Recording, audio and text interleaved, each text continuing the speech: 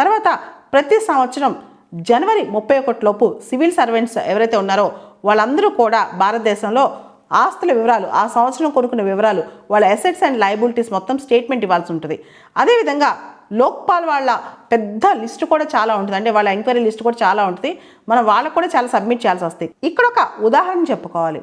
IAS officers ఎవరైతే ఉంటారో వాళ్ళ ఆస్తుల వివరాలని కూడా డిఓపిటి అంటే department of administrative reforms, pensions and public grievances వాళ్ళకి సంబంధించిన వెబ్సైట్ ఒకటి ఉంది, స్పారో అని చెప్పి.